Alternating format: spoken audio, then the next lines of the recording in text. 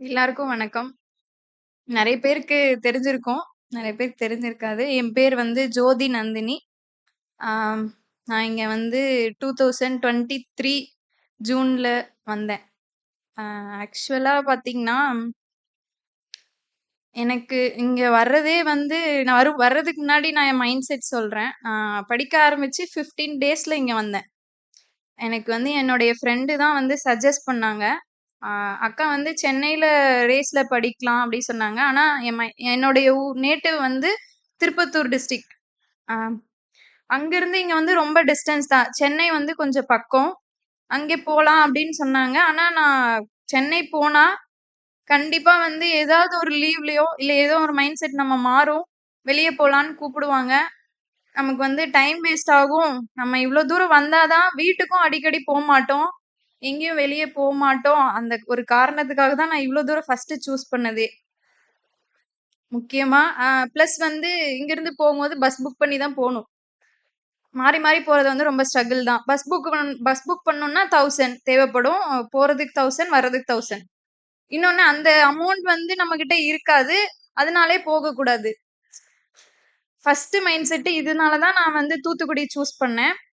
Plus நான் first இந்த மாரி அகாடமி இருக்குன்னு என் ஃப்ரெண்ட் சொல்லும்போது, நான் கால் பண்ணி என் ஐயாக்கே கேட்டேன். ஒருவேள இல்ல உண்மையா நமக்கு எல்லாருக்குமே ஃபர்ஸ்ட் எக்ஸ்பீரியன்ஸ் அப்படிதான் இருந்திருக்கும். நான் கேட்கும்போதே, "இல்லம்மா ஃப்ரீ தான்" அப்படின்னு சொன்னாங்க. ஃபர்ஸ்ட்டு வந்து சார்ட்ட கேட்கும்போது, "நீங்க நாளைக்கே வந்து ஜாயின் பண்ணிக்கலாம்" அப்படின்னாங்க. ஆ நான் என்னுடைய சர்க்கிளா இருக்கட்டும், நான் இதுவரைக்கும் வளர்ந்ததா இருக்கட்டும், ஹெல்ப் அப்படிங்கிறத வந்து நான் யார்கிட்டயும் வாங்குனதும் கிடையாது. என் ஃபேமிலில வந்து அக்கா, நான், தங்கச்சி. ரொம்ப வந்து டாமினேட்டிவா தான் இருக்கும். எங்க ஊர் சர்க்கிளும் சரி, ரிலேட்டிவ் சர்க்கிளும் சரி. கேர்ல்ஸ் அப்படிங்கும்போது வந்து ரொம்ப மட்டம் தட்டிட்டே தான் இருப்பாங்க, எங்க ஃபேமிலிய பொறுத்தவரைக்கும். அப்படி ஒரு சிச்சுவேஷன்ல இருக்கும்போது ஹெல்ப் வந்து யார்கிட்டயுமே வாங்குனதில்ல. இந்த மாரி ஒரு ஃப்ரீ அகாடமி அப்படிங்கும்போது எனக்கு வந்து அது ஒரு பெரிய விஷயமா இருந்தது. ரொம்ப ஹெல்ப்ஃபுல்லா இருந்தது. ஐயாக்கு தான் நான் ரொம்ப தேங்க்ஸ் சொல்லணும். நெக்ஸ்ட் வந்து தங்கச்சி படிச்சுட்டு இருக்காங்க. நான் வந்து காசு கட்டி படிக்கிற அளவுக்கு நான் போகவும் முடியாது. அதனால தான் இந்த அகாடமிய வந்து எனக்கு சூஸ் பண்ணேன். 2 1/2 வருஷமா நான் இங்க படிச்சேன். எனக்கு ரொம்ப ஹெல்ப்ஃபுல்லா இருந்துச்சு இந்த அகாடமி. 2 1/2 வருஷமா ஃபீஸ் கட்டி படிச்சிருந்தா எவ்ளோ ஸ்ட்ரகிளா இருந்திருக்கும் அப்படிங்கிறது இங்க வந்து ஸ்ட்ரகிள் பண்ணவங்களுக்கு நல்லாவே தெரியும்னு நெனைக்கிறேன். பிளஸ் ஆ மத்த ஃபினான்ஷியலா சப்போர்ட் பண்ணது என் அக்கா தான். ஆ படிக்கணும் அப்படின்னு சப்போர்ட் பண்ணதும் என் அக்கா தான். பிளஸ் ஃபேமிலி சப்போர்ட் கொஞ்சம் ஓகே தான். ஏன்னா எந்த எக்ஸாம் வந்தாலும், ஆ எவ்வளோ மார்க்கு, எவ்வளோ இதுல போச்சு அப்படின்னு அவங்களா சொல்ல மாட்டாங்க. எக்ஸாம் இன்னைக்கு இருக்கு, நான் போறேன் அப்படின்னு எதுவுமே நான் வீட்லயும் வந்து காட்டிக்க மாட்டேன். ஃபெயில் ஆனாலும் சரி, எதுனாலும் சரி, ஆ அவங்களுக்கு ஃபோன் பண்ணியோ, இல்ல வேற யாருக்கும் நான் சாருக்கு கூட வந்து நான் வெளிய காமிச்சதில்ல. நெக்ஸ்ட் நமக்கு வந்து இருக்கு, ஃபியூச்சர் இருக்கு அப்படின்னு சொல்லி நம்ம மேல நம்பிக்கை வச்சு படிக்க ஆரம்பிச்சது தான். நெக்ஸ்ட் வந்து இங்க இங்கிலீஷ் கிளாஸ் நான் 15 டேஸ்ல இங்க வந்தேன். அப்ப வந்து இங்கிலீஷ் நான் படிக்க ஆரம்பிக்கவே இல்ல. மேத்ஸ், ரீசனிங் வந்து இங்க கிளாஸ் போயிட்டு இருந்துச்சு. பிளஸ் யூடியூப் கிளாஸ் பார்க்க ஆரம்பிச்சேன். எனக்கு அபித் சார் கிளாஸே வந்து ஒரு வித்தியாசமான ஒரு எக்ஸ்பீரியன்ஸ் தான். ஏன்னா எல்லாரும் வந்து சாருடைய கிளாஸுக்காக அப்படின்னு தான் இந்த அகாடமி வந்திருப்போம். நான் சார் யாருன்னே தெரியாம தான் அவருடைய ஃபர்ஸ்ட் கிளாஸ் அட்டெண்ட் பண்ணேன். எனக்கு தெரிஞ்சு ஆகஸ்ட் அ 8 நெனைக்கிறேன். எனக்கு கரெக்ட்டா ஞாபகம் இல்ல. நான் இங்க வந்ததுக்கப்புறம் ஒரு 1 வீக், 2 வீக்ஸ் கழிச்சு அவருடைய சாட்டர்டே கிளாஸ் இருந்துச்சு. அந்த ஹால்ல வந்து அரேஞ்ச் பண்ணியிருந்தாங்க. இந்த மாரி ஒரு 100 பேர் இருந்திருப்போம். ஹால்ல இடம் இல்ல. அதனால எல்லாரும் வந்து ஒரே ஹஸ்ல் பஸ்லா தான் போயிட்டு இருந்துச்சு. நான் வந்து சாரோட கிளாஸ் இதுக்கு முன்னாடி பார்த்ததே கிடையாது. சார் யாருன்னே எனக்கு தெரியாது. அப்ப வரும்போது அருண் அண்ணா தான் எல்லாமே அரேஞ்ச் பண்ணிட்டு இருந்தாங்க. நான் ஃபர்ஸ்ட் அவர் தான் அபித் சார் அப்படின்னு நெனச்சேன். இந்த விஷயம் யாருக்குமே தெரியாது. சாருக்கு கூட தெரியாது. நான் என் ஃப்ரெண்டுட்ட கேட்கும்போது, "இவர் தான் அபித் சாரா?" அப்படின்னுட்டா, "அவர் வந்து வேற" அப்படின்னு சொன்னாங்க. அதுக்கப்புறம் அங்கிருந்து கிளாஸ் ஷிஃப்ட் ஆயி இங்க ஆரம்பிச்சாங்க. அப்புறம் தான் எனக்கு கிளாஸ் அப்புறம் ஆரம்பிச்சது. அதுக்கப்புறம் தான் நான் வந்து 21 வீடியோவே பார்க்க ஆரம்பிச்சேன். ஆ என்னோட பெனிஃபிட் என்னன்னா, இங்க வந்ததுக்கு அப்புறம் சாரோடைய கிளாஸ் ரெகுலரா ஆரம்பிச்சது. அதனால இங்கிலீஷ் பிக்கப் ஆச்சு. நான் ஃபுல் அண்ட் ஃபுல் கவர்ன்மெண்ட் ஸ்கூல்ல தான் படிச்சேன். ஆ காலேஜ் முடிச்ச அப்புறமும் நான் ஏதாவது ஒரு எக்ஸாம் எழுதணும்னாலும், இன்டர்வியூ இல்லாத எக்ஸாம் தான் நான் போவேன். அப்படிங்கிற ஒரு முடிவோட தான் இருந்தேன். ஏன்னா எனக்கு வந்து காலேஜ் கேம்பஸ் இன்டர்வியூ சரி, வேற இன்டர்வியூவும் சரி, எனக்கு பேச வரல. இங்கிலீஷ்ல அவங்க பேச வர்றதுக்கு எனக்கு பதில் சொல்ல வரல. செல்ஃப் இன்ட்ரோனாலே என்னன்னு எனக்கு தெரியாது.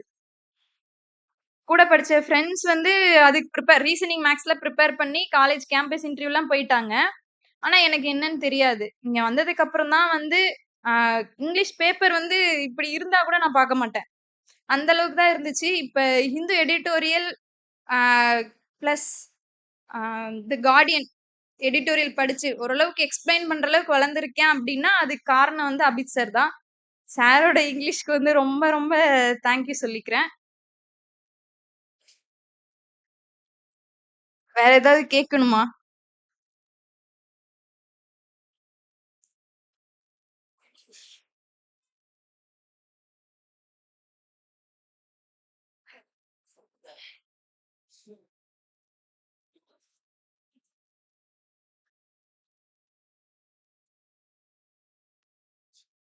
எல் ஆ ஓ நான் என்ன ஒர்க் பண்றேன்னே சொல்லலையோ!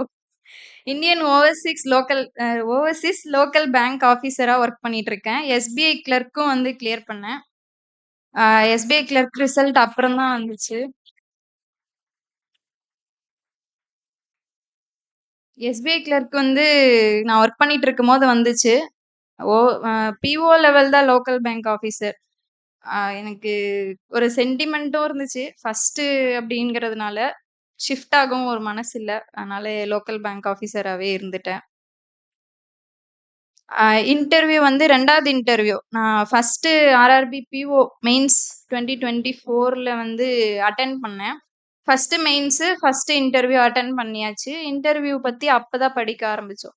ஆ ஆனா அப்ப வந்து ரொம்ப மார்க் எடுக்காததுனால, அந்த இயர் எக்ஸாம் மெயின்ஸ்ல ரொம்ப கான்சன்ட்ரேட் பண்ண முடியல. Interview next IBPS PO mains வந்துருச்சு.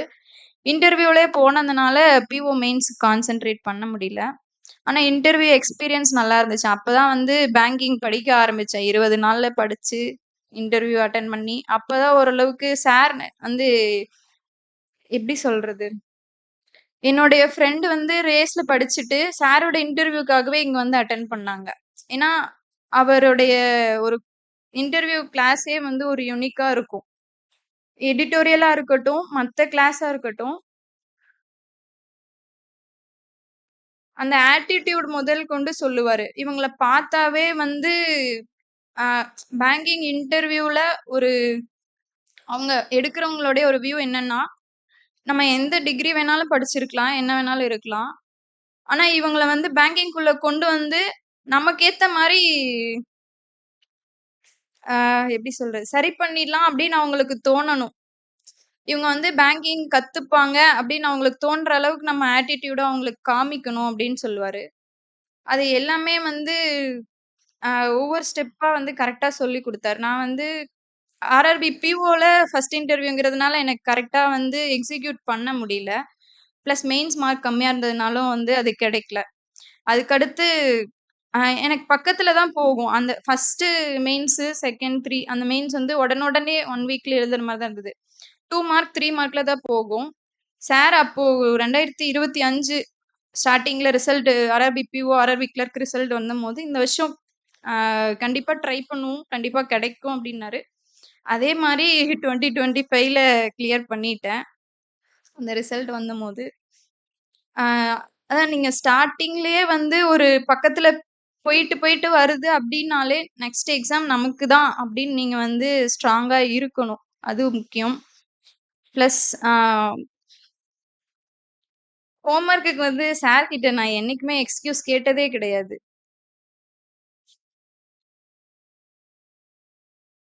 அத வந்து நம்ம பெர்சனல் ஆட்டிட்யூடா தான் நம்ம வச்சுக்கணும். ஹோம் ஒர்க் அப்டிங்கிற நம்ம ஸ்கூல் மைண்ட் செட்ல இல்லாம, நம்ம லைஃப்க்காக தான் நம்ம வந்து ஒவ்வொரு ஸ்டெப் எடுத்து வைக்கிறோம் அப்டிங்கிறது தான் நம்ம பார்க்கணுமோ தவிர வேற இல்ல. பிளஸ் எல்பிஓ வந்து எனக்கு ட்ரெய்னிங் வந்தம்போது, ஒரு 90 மெம்பர்ஸ் என்னோட ட்ரெய்னிங்ல.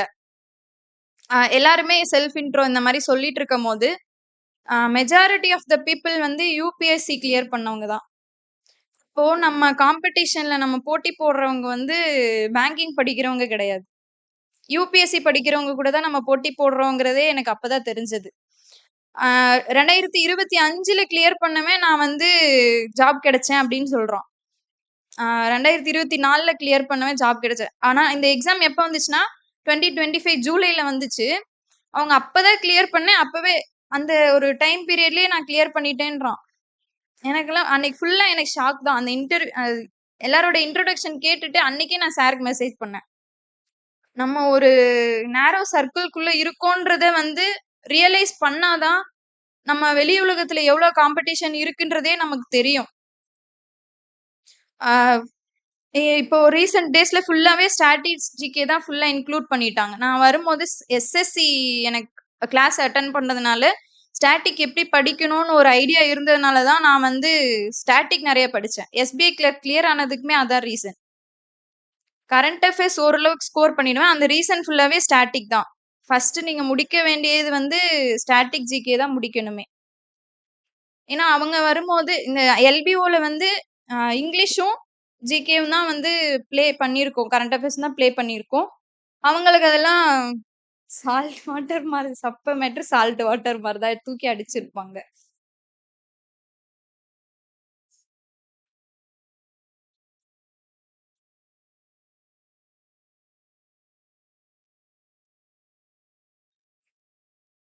முக்கியமா வந்து மேத்ஸ், ரீசனிங், இங்கிலீஷ் எல்லாரும் சொல்றது தான். இந்த 3 ஸ்ட்ராங் பண்ணிட்டு கரண்ட் அஃபேர்ஸ்க்கு நெறைய டைம் குடுக் ஐ மீன் படிக்காதீங்கன்னு சொல்லல.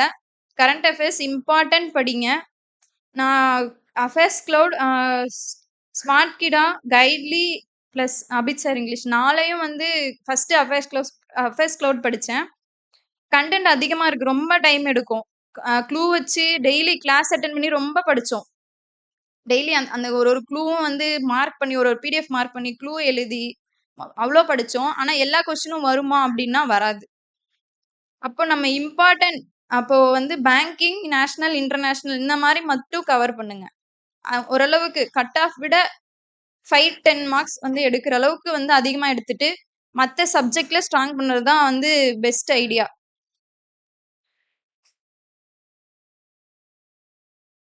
எனக்கு கரண்ட் அஃபேர்ஸ் ரொம்ப கான்சன்ட்ரேட் பண்ண ஆரம்பிச்சதுக்கு அப்புறம் மேத்ஸ், ரீசனிங் குறைஞ்சிருச்சு. அது எனக்கு நல்லாவே தெரிஞ்சது. பிரவீன் அண்ணாவுக்கும் நல்லா தெரியும். ஃபர்ஸ்ட் இயர் டிஐ கிளாஸ் எல்லாமே அட்டெண்ட் பண்ணும்போது நான் யோசிக்கிற லெவலே வேறையா இருக்கும். கரண்ட் அஃபேர்ஸ் போட ஆரம்பிச்சு 2வது இயர் நான் வரும்போது மேத்ஸ், ரீசனிங் கூடவே இல்ல எனக்கு மார்க். டவுன் தான் ஆரம்பிக்குது. ஐபிபிஎஸ் கிளர்க் வந்து எனக்கு 3, 4 மார்க்ஸ்ல போயிடுச்சு. ரீசனிங் நான் ஒழுங்கா பண்ணல. மத்த சப்ஜெக்ட் எல்லாமே எனக்கு 25 பிளஸ்.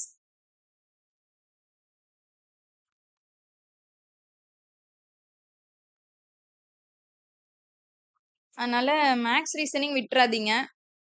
பிராக்டிஸ் பண்ணிட்டே இருங்க. வேற ஏதாவது டவுட்?